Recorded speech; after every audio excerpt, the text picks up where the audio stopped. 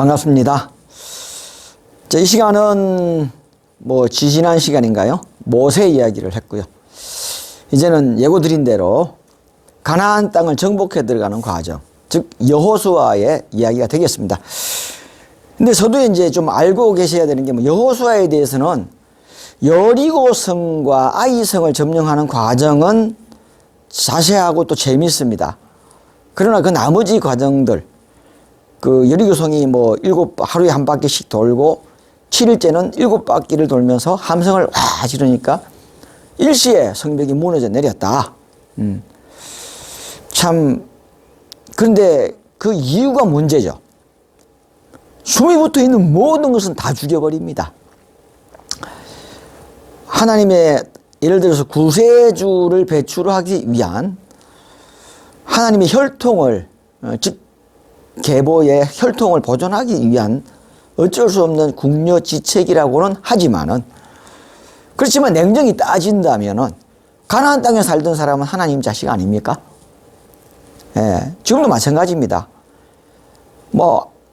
미국 사람 있고, 캐나다, 인도, 파키스탄, 아프리카, 유럽 등 그 사람들은 하나님 자식 아닙니까? 다 하나님 자식이잖아요. 그러나 구세주를 출현시켜야 되는 하나님의 안타까운 입장에서는 피가 섞이면 안 되거든요. 직접 계보를, 그 피를 보존해야 되기 때문에, 그래서 우리나라 사람도 족보 없는 인간이라는 말이 나오는 겁니다. 결혼시킬 때 혈통을 따지고 가문을 따지고 족보를 따져가지고 부모가 정해주는 사람하고 결혼을 해야 되는, 옛날에는 자기가 선택권이 없었죠. 그 집안을 보면은 그 사람을 알 수가 있다라고 하는 거죠. 정성난 집에 정성나고 도둑난 집에 도둑난다 하는 말이 그래서 나온 말입니다. 그래서 족보를 중히 여긴 것은 혈통을 보존하기 위함이었다. 그렇지만은 그러한 정당화 속에서도 가축까지 다 죽여버릴 수 있느냐? 예, 어린아이가 무슨 죄가 있느냐? 여인들이 무슨 죄가 있느냐? 이렇게 따지면 참 너무 잔인한 역사가 바로 이 여호수아기입니다. 그래서 그걸 감안하시고 들어주시면 합니다. 그래서 성경학자들은 이 부분은 잘 안 다룹니다. 그렇지만 금방 제가 마지막 구세주를 출현을 하기 위한, 우리나라 사람들은 또 잘 알죠, 족보. 왜 족보를 따집니까? 지금은 다문화 시대가 됐죠.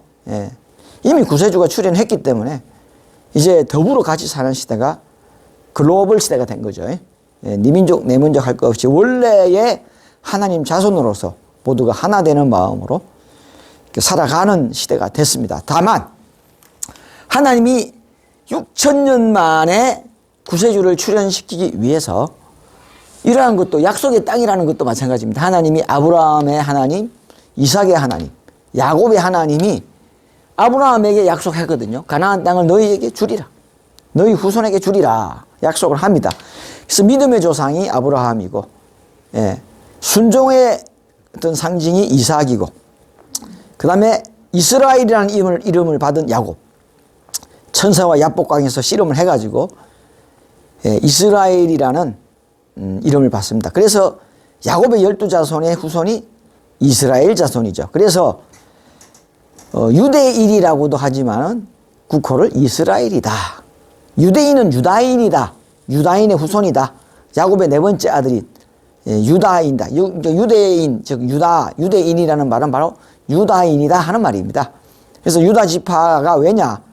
우리가 이시왕조라고 하죠. 또 고려 왕시왕조라고 하죠.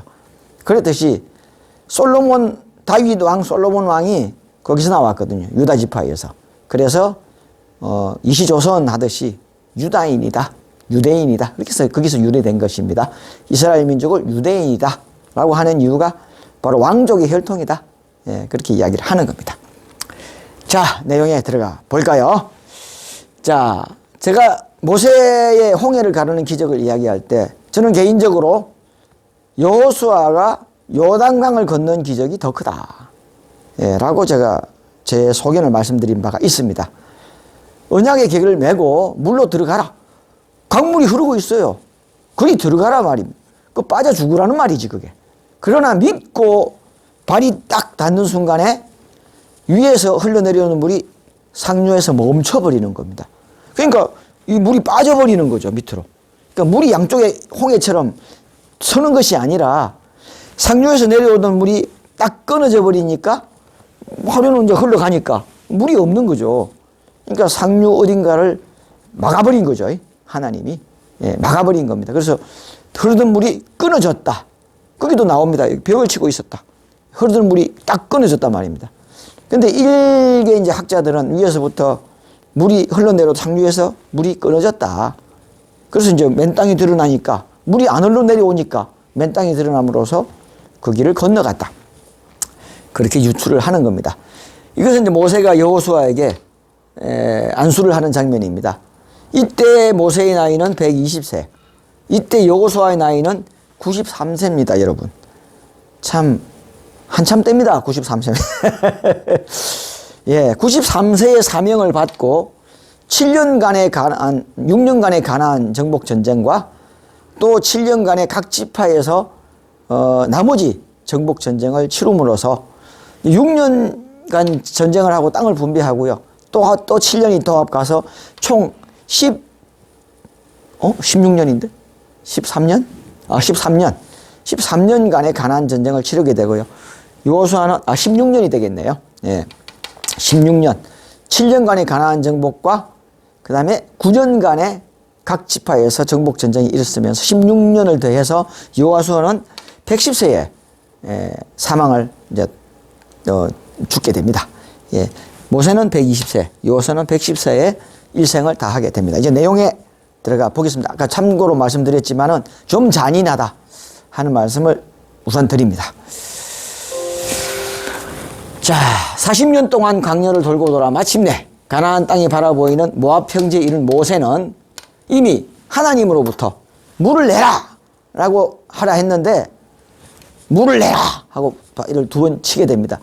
처음에는 물을 내라 하면서 바위를 2번 쳐라 하라고 했어요. 근데 나중에는 거의 모압 땅에 거의 이르러서는 물을 내라 라고 이야기를 하라고 했는데 물을 내라 마치 자기가 내는 것처럼 해버렸단 말입니다.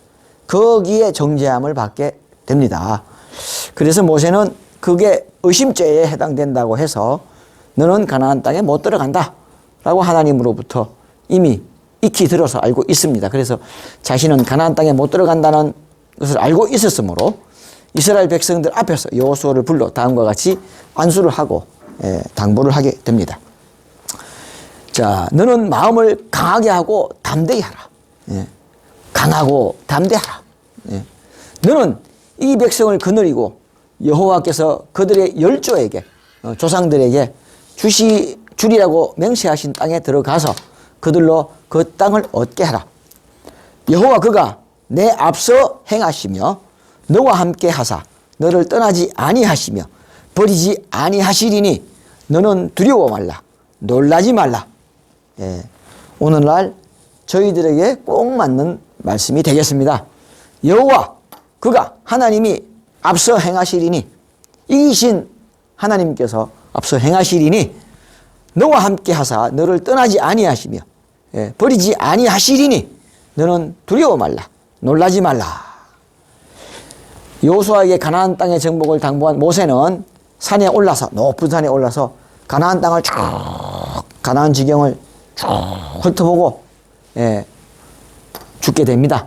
그래서 120세의 나이에 죽어서 모압 땅에 묻히게 됩니다. 모세가 이스라엘 백성들 앞에서 여호수아에게 안수하였으므로 머리를 오른손을 얹고 안수를 한다고 합니다. 그래서 그런 예가 있죠. 므낫세와 에브라임을 불러다가 요셉의 장자가 므낫세고 둘째가 에브라임입니다. 근데 이제 축복할 때 오른손을 이제 축복을 하는 손이라고 합니다. 근데 에브라임 머리 위에 오른손을 얹고 므낫세 머리 왼손을 얹었다고 합니다. 그러니까 요셉이 뛰어옵니다. 아버님 그게 아니고 므낫세가 장자고 에브라임이 차남입니다. 그렇게 하지 마십시오 라고 했어요. 그때 야곱이 이야기를 합니다. 내가 몰라서 그런 줄 아느냐. 에브라임이 늦게 났지만 후자지만은 더 큰 인물이 될 것이다 라고 축복을 해버립니다. 결국 진짜 상자는 에브라임이 장자, 왜? 에브라임, 여호수아가 바로 에브라임 지파입니다. 예. 그래서 에브라임 지파가 항상 므낫세 지파보다는 앞서 나갑니다. 예. 대표 지파로 요셉 지파의 대표 지파는 에브라임 지파가 됩니다. 그래서 오히려 장자가 바뀌어버린다. 그래서 요셉을 장자로 생각하시는 이제 야곱 입장에서는 그랬겠지만은 장자 축복은 이미 단에게 해줘 버렸기 때문에, 그리고 실제 장자는 또 르우벤이 있고, 또 영적으로 또 유다는 사자 새끼로다 해서 또 이세의 땅에서 싹이 남이요. 그래서 지상 천국이 이루어진다. 또 유다 지파에 또 그렇게 축복을 해요. 그 르우벤은 아버지의 침상을 범한 자라. 예, 그래서 르우벤은 저주를 해버립니다. 그래서 장자의 명분을 잃어버리죠. 그래서 뒤에 가서는 요셉이 장자다라는 말이 나와요. 본처의 장손이니까. 근데 실제로 유다 지파에서 왕권이 가게 되고, 예수라는 사람이 나와서 구세주 지파다. 그렇게 이야기를 하죠. 그렇습니다. 근데 요셉에게는 두 개의 분깃을 줘가지고 므낫세와 에브라임 지파로 갈리게 됩니다. 그러니까 요셉이라는 단어는, 요셉 지파라는 말은 없어져 버립니다. 그러니까 모호해지죠. 요셉이 장자라 하기에는 지파가 없어져 버리니까 에브라임 지파와 므낫세 지파가 그 계보를 이어가 버리기 때문에 두 개의 분깃을 줘버렸어요. 요셉에게는 장자를 못 주는 대신에. 예, 계속 참고로 알아두시기 바랍니다. 계속 하겠습니다. 모세가 이스라엘 백성들 앞에서 여호수아에게 안수하였으므로 이스라엘 백성들은 여호수아가 모세의 후계자임을 인정하고, 다시 한번 말씀드리면 여호수아는 무슨 지파라고요? 에브라임 지파입니다. 예, 요셉의 차남인 에브라임 지파입니다. 후계자임을 인정하고, 여호수아 레위 지파가 아닙니다. 예, 이제 계보가 에브라임 지파인 여호수아에게 그 후계자가 넘어가게 됩니다. 여호수아의 말을 순종하였다. 여호와는, 그러니까 레위 지파만 이제 그 아론의 지팡이도 있었듯이 인정을 하다가 이제 모세가 여호수아가 후계자다라고 선언을 하니까 여호수아를 후계자로 인정하게 되는 것입니다. 여호와는 눈의 아들, 이제 여호수아라는 이름이 여러 있으니까 확실하게 위해서 여호수아의 아버지가 눈이거든요. 그래서 눈의 아들, 내일은 눈이 아니고 눈이라는 사람의 아들인 눈의 아들 여호수아에게 다음과 같이 당부하신다. 내 종 모세가 죽었으니 이제 너는 이 모든 백성으로 더불어 일어나 이 요단을 건너 내가 그들 곧 이스라엘 자손에게 주는 땅으로 가라. 내가 모세에게 말한 바와 같이 무릇 너희 발바닥으로 밟는 곳은 내가 다 너희에게 주었노니 곧 고아야의 이 레바논 지역에서부터 큰 하수 유브라테스 강요 유브라데에 이르는 헷 족속의 온 땅과 또 해지는 편 대해까지, 그러니까 동서남북의 땅을, 가나안 동서남북의 땅을 다 주겠다라는 말을 이렇게 어렵게 표현한 겁니다. 예, 그렇습니다. 동서남북의 지경을 이렇게 설명한 겁니다. 너는 평생에 너를 능히 당할 자 없으리니 내가 모세와 함께 있던 것 같이 너와 함께 있을 것이미로다. 내가 너를 떠나지 아니하며 버리지 아니하리니 마음을 강하게 하라. 담대히 하라. 강하고 담대하라. 강하고 담대하라. 예, 누누이 강조하십니다. 강하고 담대하라. 예. 너는 이 백성으로 내가 그 조상에게 맹세하여 주리라 한 땅을 얻게 하리라. 하나님이 반드시 가나안 땅을 정복하게 해주겠다라는 약속을 하십니다. 오직 너는 마음을 강하게 하고 극히 담대히, 또 강하고 담대하라. 참 당부를 많이 하죠. 약해질까봐. 강하고 담대하라. 나의 종 모세가 내게 행한 율법을 다 지켜 행하고, 예, 모세에게 준 모세율법, 그리고 모세가 만들은 모세에게 준 십계명을 다 지켜 행하고 좌로나 우로나 치우치지 말라. 예. 그러니까 모세가 내게 행한 율법, 또 모세가 또 613계명인가 또 만들었죠. 예. 그래서 그 계명을 다 지켜라 이거야. 예. 그리하면 어디로 가든지, 저희들 입장에서는 멸마경이 되겠습니다. 멸마경을, 자유율법을 지켜 행하라. 그리고 멸마경을 열심히 외워라. 그리고 좌로나 우로나 치우치지 말라. 오직 하나님만 보고 나아가라. 세상에 눈 돌리지 마라. 예. 다른 곳에 눈 돌리지 마라. 돈이나 명예나 세상에 눈 돌리지 말고 오직 하나님을 위해서 나아가라. 그리하면 어디로 가든지 형통하리니, 오로지 하나님에게 마음이 꽂혀서 가면 형통하리니, 무엇을 하든 형통하리니, 이 율법책을 내 입에서 떠나지 말게 하며 주야로 그것을 묵상하며 하여 기도문을 열심히 외우라. 그 가운데 기록한 대로 다 지켜 행하라. 그리하면 내 길이 평탄하게 될 것이라. 내가 형통하리라. 자율법을 지키는 자에게 만사 형통한다 하시는 말씀을 하고 계십니다. 이때는 뭐 이 모세율법이지만은 지금은 자유율법 시대거든요. 모세율법 시대가 아니라 이제는 자유의 율법 시대입니다. 내가 내게 명한 것이 아니냐. 마음을 강하게 하고 또 강하게 하고 또 담대하라. 강하고 담대하라. 또 당부하십니다. 두려워 말며 놀라지 말라. 내가 어디로 가든지 내 하나님 여호와가 너와 함께 하느니라 하시니라. 여호수아는 시딤에서 여리고로 정탐꾼, 이제 그 요단강 이편에서 요단강 저편으로, 요단강 이편이 시딤이거든요. 요단강 시딤에서, 모압 평지에 있는 시딤에서 길갈, 즉 여리고 그 너머의 여리고성으로 정탐꾼 두 사람을 보내게 됩니다. 여리고성으로 잠입한 두 정탐꾼은 그 성벽에 있는 성하고 붙어 있는 기생 라합의 집으로 숨어 들어가게 됩니다. 여리고 병사들이 정탐꾼이 잠입했다는 흔적을 발견하게 됩니다. 뭐 떼목을 타고 갔든지, 뭐 조각배를 타고 갔든지, 배를 숨겼을 거 아니에요. 그죠? 뭘 타고 갔을 거 아니에요. 근데 그 증거물들이 숯불에 숨겨놓은 것들이 발각된 거겠죠. 그래서 여리고 순찰을 하던 사람들이 저쪽 뒤에서 무엇이 넘어온 것 같다 하고 보고를 하게 되고 수색에 나서게 됩니다. 그래서 각 집들을 다 뒤지고 다니게 됩니다. 그 라합의 집에도 이제 정탐꾼이 들어오지 않았냐 하고 물로 들어옵니다. 그래서 들어오지 않았다라고 라합은 이야기하고 이 두 정탐꾼을 자신의 집 지붕에 늘어놓은 3대 밑에 숨겨주어서 무사할 수 있었습니다. 이렇게 이제 3대 밑에 숨겨줘가지고 무사할 수 있었습니다. 라합은 두 정탐꾼에게 우리는 당신들이 하나님이 행하신 일을 잘 알고 있다. 요단강 저편에서도 전쟁이 있었잖아요. 어땠어요? 다 죽여버렸잖아요. 그걸 알고 있었기 때문에 우리는 심히 두려워하고 있다. 그러므로 여리고성을 칠 때에 또 라합 자신의 가족들을 살려준다는 약속을 해달라. 내가 그래서 당신들을 살려준다.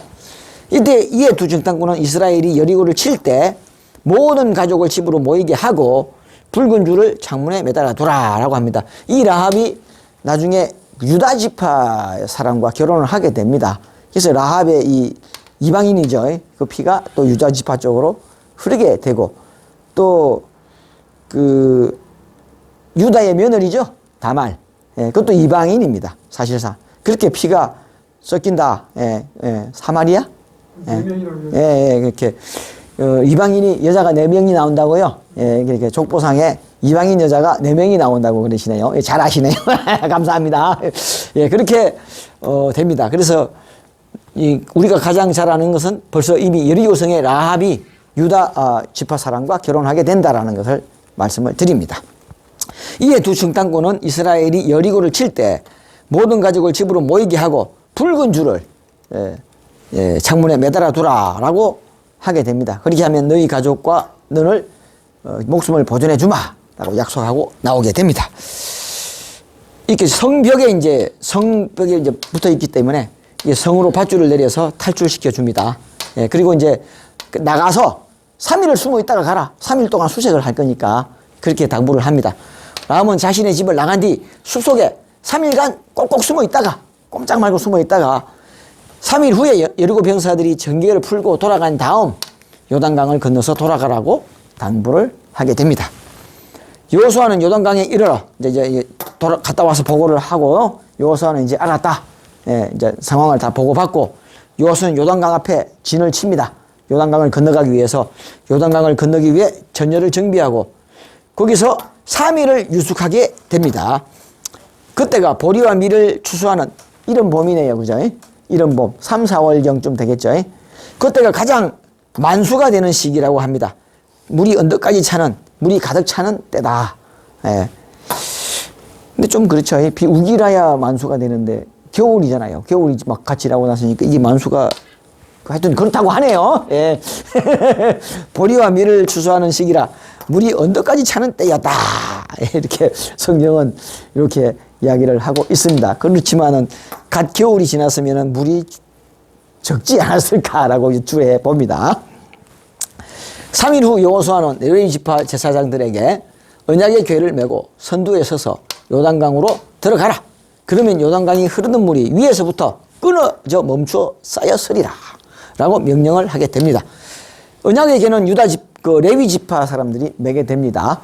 언약의 궤를 맨 제사장들이, 즉 제사장 지파는 레위 지파 사람들이니까요. 언약의 궤 안에 뭐가 들었죠? 십계명 들었고요. 예, 아론의 지팡이 들었고 만나 항아리가 들었죠. 지난 시간에 말씀드렸죠. 언약의 궤를 맨 또 그 다음에 또 증거궤 또라고 또 있죠. 그게 모세가 만든 613계명인가요? 그게 또 안에 들어가 있습니다. 제사장들의 발이 요단강 물에 닿자 요단강 중앙으로 마른 땅이 쫙 드러나게 됩니다. 흐르는 물이 딱 멈춰버리니까 쭉 빠지고 나니까 마른 땅이 쭉 드러나게 됩니다. 이스라엘 백성들은 마른 땅을 통하여 요단강을 건너가게 되었습니다. 요단강을 건너 가나안 땅에 들어선 여호수아는 각 지파에게 한 사람씩 선발하여 돌 하나씩 가져와라. 돌 하나씩 가져와라 해가지고 12개의 돌을 가져오게 하여 처음 유숙지인 길갈에 세워 그 증거를 돌탑을 이렇게 12개를 쌓아가지고 요단강을 건넜다는 증표를 삼았다고 합니다. 이제 이 언약의 궤를 맨 레위 지파들이 먼저 건너갑니다. 건너가는데 이 2000규빗을 떨어져서 따라가라. 2000규빗은 900m 정도 된다고 합니다. 이제 의심을 안 하게 하기 위해서겠죠. 쭉 1km 정도를 건너간 거 보고 아무 일이 없으면은 뒷사람들이 따라 들어갈 용기가 나겠죠. 그래서 또 이게 신성하니까 가까이 가지 마라. 900m 이하로 좁히지 마라. 하고 명령을 합니다. 이것은 하나님이 지나간다 이거야. 그러니까 신성한 하나님의 그 영광 앞에 가까이 하지 마라. 더 이상 가까이 오지 마라. 부정탄다. 그러는 거죠. 그래서 이게 진행하고 난 다음에 900m 뒤인 1km 정도 뒤에 갓, 르우벤, 므낫세 지파가 따라가게 됩니다. 왜? 사실 유다, 이사갈, 스불론 지파가 1군으로 선두입니다. 예. 자, 요걸 잠시 설명을 드리고 가겠습니다. 왜? 또 므낫세 반이 또 무슨 뜻이냐? 므낫세 반지파라는 뜻입니다. 설명을 드릴게요. 예. 우선 이렇습니다. 이제 광야에서 행군하는 진영이 이런 방향으로 진행을 했습니다. 우선 이제 언약궤가 앞을 나가죠. 언약의 궤가 좀 작나요? 크게 쓸까요? 좀 작나?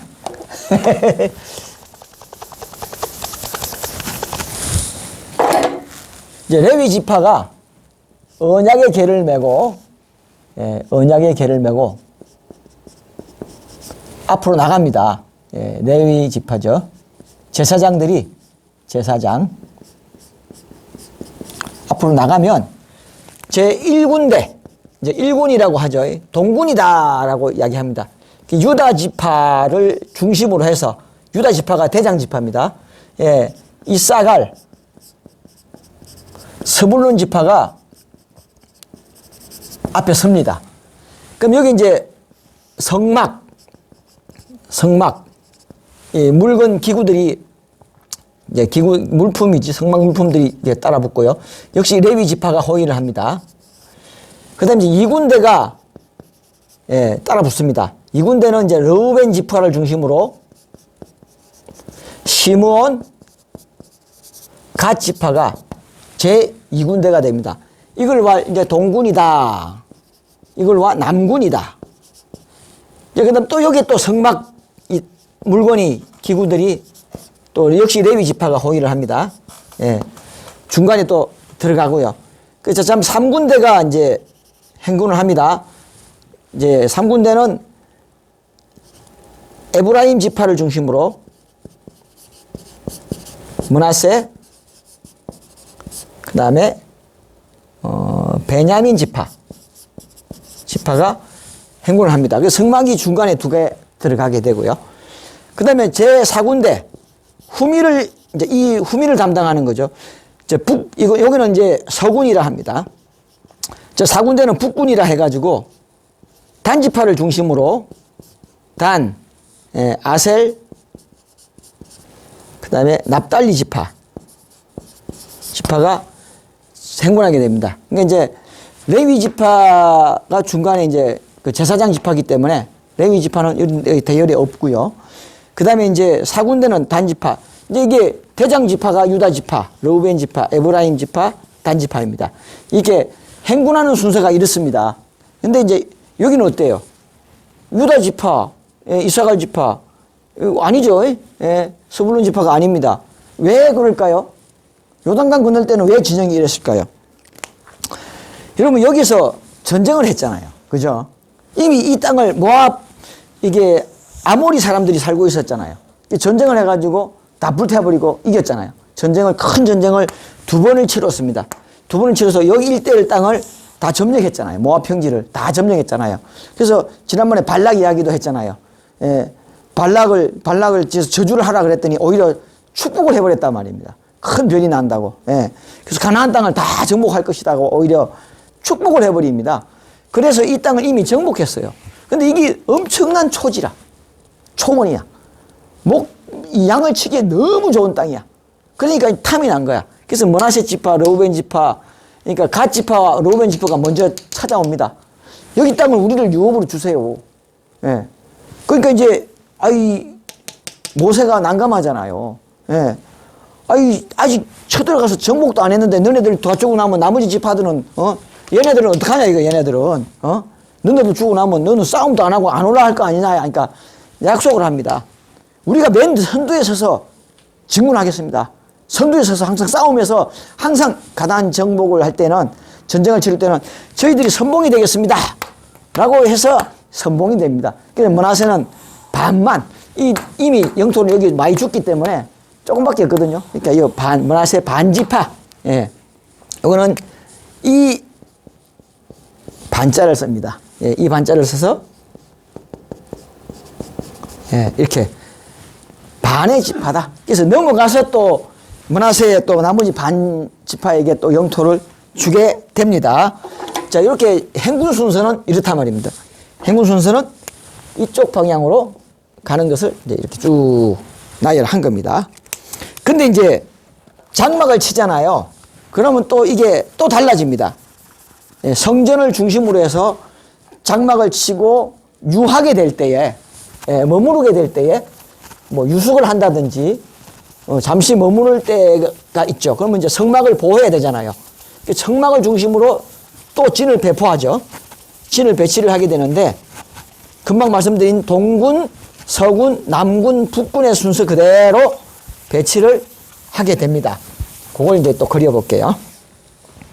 자, 이런 것들이 재밌는 거예요.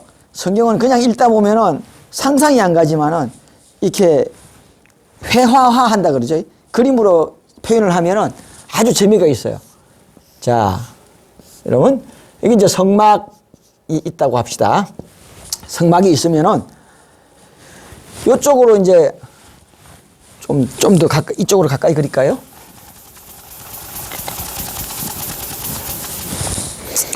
행군을 할 때는 그런 그거였죠. 성막을 이제 지었다. 예를 들어 성막이 이제 이런 거 아닙니까, 그죠?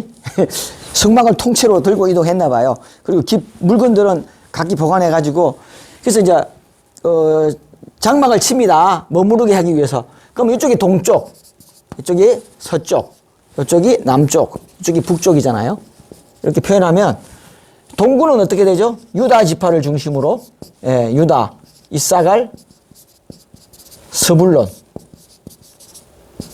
자, 동군이다 해가지고 동군의 상징은 사자입니다. 동군의 깃발은 사자 깃발이 올라가 있어요. 그 다음에 이제 유다 지파가 대장 지파입니다. 요렇게 방향으로 가게 됩니다. 그 다음에 이쪽으로 이제 르우벤 지파. 그 다음에 시므온. 그 다음에 갓. 이렇게 이제 르우벤 지파가 대장 지파입니다. 이거는 남군이 되겠죠. 남군의 상징은 사람 얼굴을 한 깃발입니다. 이게 사람이라고 볼 수가 있겠죠. 사람 얼굴을 한 깃발. 그렇게 나와요. 내생물이라면 사자, 사람 얼굴을 한 형사. 그 뭐 번쩍번쩍 빛나면서 비행접시 같은 것이 날아오는데 한쪽은 사람 얼굴이고 한쪽은 소고 한쪽은 독수리 같고 한쪽은 뭐 그다음에 사자 같고 그런 게 나옵니다. 예. 그다음에 이제 이쪽에는 에브라임 지파를 중심으로 서군이 되겠죠. 서군.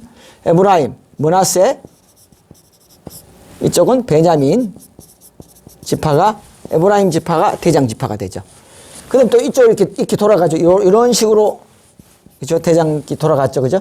이쪽은 단지파를 중심으로 요 서군의 상징은 소입니다. 예. 그 요셉이 꿈에 7소가 나오고 그다음에 또 7 이상이 나오고 하잖아요. 그걸 따서 이 요셉의 후손들이잖아요. 므낫세와 에브라임이. 그러니까 소가 상징이 되고요. 이제 북군은 이제 단지파를 중심으로 아셀 지파와 이제 납달리 지파죠. 단지파가 대장 지파가 됩니다. 이런 식으로 시계 방향으로 돌아가면서 진영을 치게 됩니다. 북군은 독수리가 됩니다. 상징이. 그러니까 이걸 내생물이다. 예. 사자, 사람 얼굴, 소, 독수리를 성경상에서 내생물이다. 이렇게 표현하고 있습니다. 자, 성막을 중심으로는 진영을 짤 때, 야영을 하거나 머무르게 될 때는 이런 진영으로 성막을 각기 보호를 하게 됩니다. 마치 뭐죠? 제가 그 오행의 원리를 할 때에 그 뭐라 그랬죠 이걸? 그 마방진이라 그랬죠? 예. 방어진, 마방진. 마방진을 이렇게 치게 되는 겁니다. 각 지파에서 15만 명씩 장수를 선출해 가지고 이렇게 14만 4천여 이렇게 나옵니다. 각 진영에서 15만 명씩 차출을 해 가지고 예. 군대를 형성했다고 합니다. 근데 이제 이런 진영과 요 진영에는 차이가 있기 때문에 제가 잠시 설명을 드린 겁니다. 자, 이해가시겠죠? 예, 이 세 지파는 갓지파와 르우벤 지파에는 이쪽에 있는 요단강 동쪽에 있는 땅들을 이미 그래서 배분하게 됩니다. 그리고 므낫세 반지파에게 또 배분하게 되죠. 그래서 자기들이 항상 선봉에 서서 전쟁을 하겠다. 그래서 선봉을 쓴 겁니다. 이렇게 해서 건너가게 됩니다. 자, 그렇게 이제 언약을 맨 레위 지파가 딱 당하니까 물이 쫙 갈라지게 서게 됩니다. 그리고 이제 말씀드린 대로 이미 르우벤 지파, 갓 지파, 므낫세 반지파에게 땅을 분배를 했어요. 예, 이쪽 요단강 이쪽을 분배를 했기 때문에 이제 요 금방 말씀드린 대로 선봉대가 요 세 지파가 된 겁니다. 그래서 전쟁을 끝난 다음에 돌아오겠다라고 약속을 하고 이제 가족들은 여기 남겨두고 예, 이제 그 병사들만 이제 건너가는 거죠. 그래서 여기서 시딤이라는 곳에서 예, 요단강을 건너서 길갈로 넘어가게 됩니다. 여리고가 여기 있거든요. 이렇게 넘어가게 됩니다. 그래서 이 시딤이라는 곳에서 길갈로 예, 넘어가게 되고 여기 여리고성이 있게 되고요. 저기 아이성이 있게 되고 뭐 베델동, 기브온, 호브론, 게델 이렇게 해가지고 남부를 먼저 치게 됩니다. 남부를 먼저 점령하고 나서 이제 북쪽으로 쳐들어가게 됩니다. 예, 이렇게 우선은 이쪽 남부 쪽으로 점령에 들어가는 과정이 예, 먼저 있겠습니다. 예, 오늘은 이 아이성까지 그다음에 기브온 민족이 투항하는 데까지 예, 하겠습니다. 그러나 지금 제가 이제 앞서서 혈통을 보존하기 위해서 싸그리 다 죽였다, 가축까지 다 죽였다 라고 말씀을 드린 바 있습니다. 그렇다면 이 여기 가나안 땅에 살고 있는 이 족속들은 누구의 후손일까요? 거의 다가 에서의 후손입니다. 그리고 이쪽 편에 아라비아 쪽으로는 이스마엘의 후손이겠죠. 그러니까 이스마엘의 후손과 에서의 후손들입니다. 결국에는 야곱의 혈통을 보존하기 위해서 에서의 혈통들을 싸그리 다 죽였다. 참 그런 아이러니한 일이 이게 뭐 전혀 생뚱맞은 이방인이 아닙니다. 이 가나안 땅에는 거의 에서의 후손들이 살고 있었다. 네. 그렇게 말씀드릴 수가 있겠습니다. 참 그렇죠. 안타까운 일이지만은 구세주의 출현을 위한 섭리에, 하나님의 섭리에서 어쩔 수 없이 옛날에는 힘이 약했기 때문에 어쩔 수 없었다. 없을 수 없는 선택이었다. 그래서 다 죽입니다. 사울 왕이 그래서 패가 되죠. 가축들을, 살찐 소와 양들을 안 죽이고 살려놨다가 사무엘이 가가지고 바로 폐위시켜 버립니다. 왜 안 죽였냐 해가지고, 예, 이제 다음 기회가 있으면 또 그것도 설명을 드리도록 하겠습니다. 재밌는 이야기죠. 자, 요단강을 건넌 다음 날부터는 만나가 내리지 않았습니다. 예, 가나안 땅에서 나는 곡식을 먹게 되었고 그때부터는 만나가 내리지 않았습니다. 여리고에 가까이 이르자 한 사람이 칼을 손에 들고 서 있다 이 말입니다. 칼을 딱 빼고 딱 서 있단 말입니다. 그래서 여호수아가 너는 우리를 도우려 왔느냐? 이게 장수 복장을 하고 있었다고 합니다. 아니면 우리를 대적하러 왔느냐라고 묻게 됩니다. 그러자 그가 대답하기를 나는 여호와의 군대 장관으로 왔노라. 군대 장관이 뭐죠? 군대의 장수의 대장이라는 뜻입니다. 뭐 대장 중에 대장이라는 뜻이죠. 군대 장관이 뭐죠? 뭐 여호와의 군대를 지휘하는 장수니까 하나님이지 뭐, 여호와지 뭐. 여호와, 당신이 이 한마디로 여호와의 사자라 볼 수도 있고요. 또 여호와가 어떤 그 형을, 자기 모습을 바로 드러내지는 못하니까 장군의 모습을 하고 이렇게 나타난 거죠. 그러니까 결국에는 여호와의 군대 장관이라면 하나님의 사자라고 말할 수도 있지만 하나님이 직접 지시를 했다라고 보시면 되겠습니다. 그래서 모세를 만났을 때 신발을 벗으라 한 거와 똑같이 신발을 벗으라고 합니다. 그래서 이거는 군대 장관이라고 하지만은 하나님이다, 여호와다, 이렇게 표현할 수가 있다. 여호수아가 땅에 엎드려서라고 주의 종에게 무슨 말씀을 하시려 하십니까? 라고 하니 내 신을 벗으라. 내가 선 곳은 거룩하니라. 모세에게 했던 거하고 똑같은 거죠. 라고 말하여 여호수아는 신발을 벗고 신을 벗고 다시 꿇어서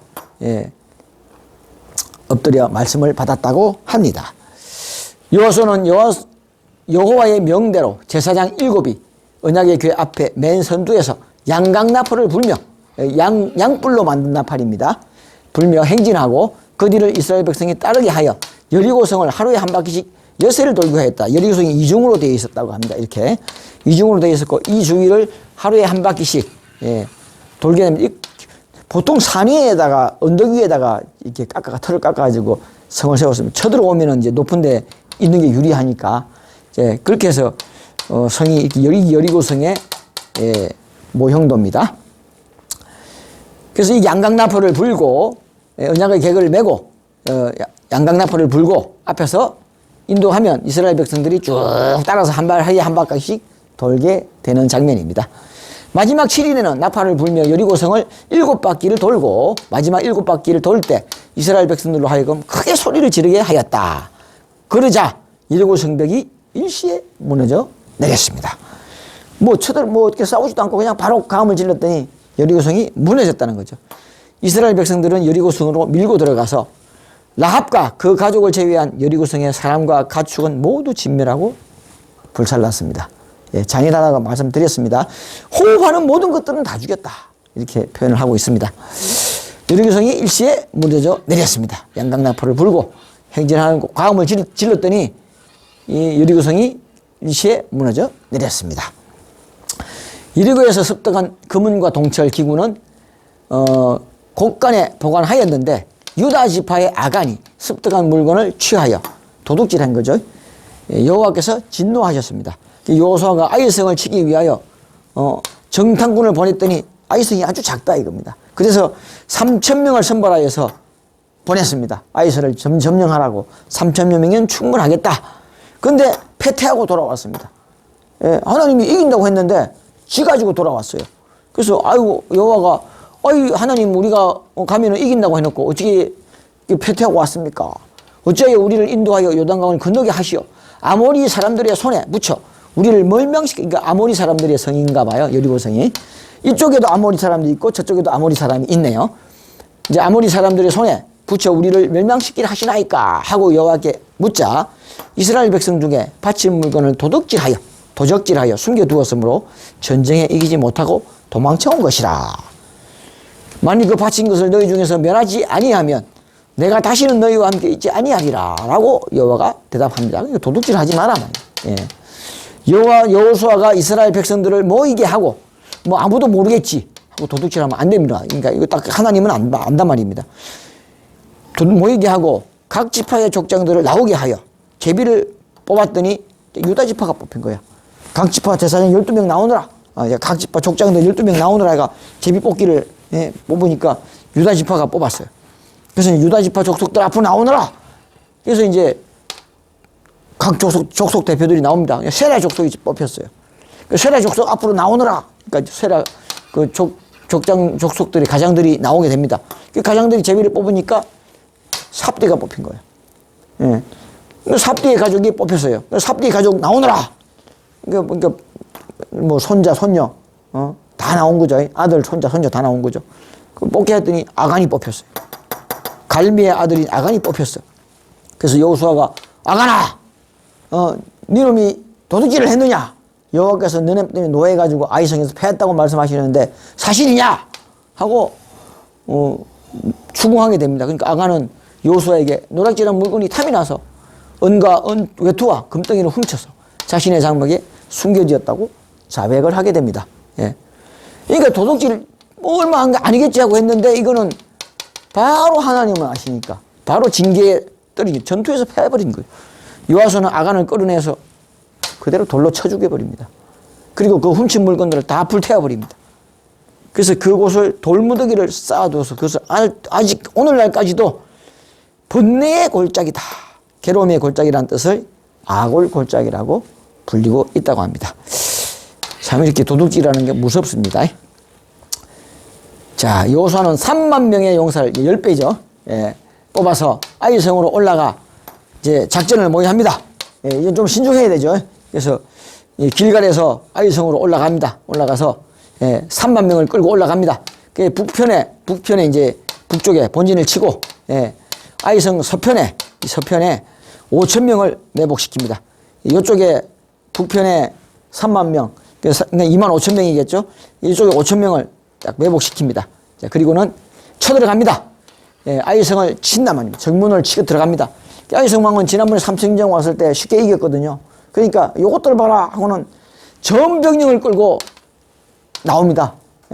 나와서 이것들 이번에는 다 죽여버리겠다 하고는 전 병력을 끌고 쳐든 모양 성을 나옵니다. 그런데 이제 여호수아가 어떻게 하죠? 거짓패하여 도망칩니다. 동쪽으로 도망치겠죠. 북쪽 쳐들어왔다가 이제 매복군이 여기 있으니까 이 동쪽으로 도망을 치는 겁니다. 그러니까 이제 다 쫓아오는 거죠. 모조리 쫓아옵니다. 그러니까 이제 거짓패하여 물러나자 아이의 왕은 군사들을 이끌고 이스라엘군을 추격해 왔단 말입니다. 그 전병력이 아이성을 다 빠져나간 것을 확인한 매복군은 아이성으로 덤려가서 불을 질러버립니다.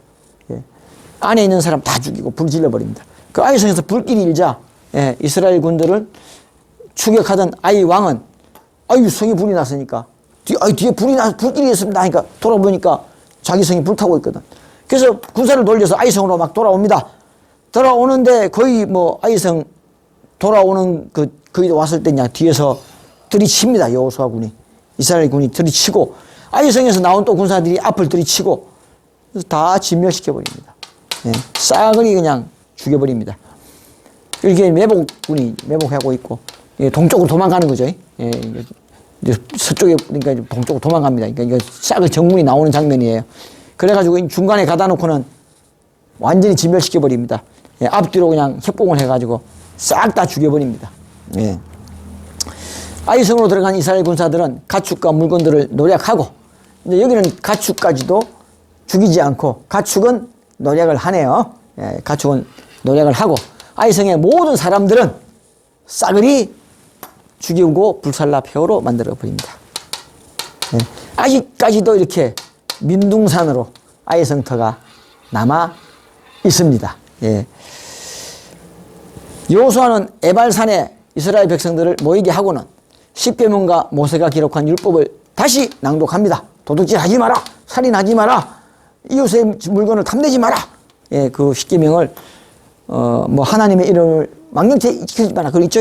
세움으로써 법과 질서에 대한 기강을 바로 세우게 됩니다. 예. 자, 1부는 여기까지 하고요. 다음 시간에 계속해서 보도록 하겠습니다. 감사합니다.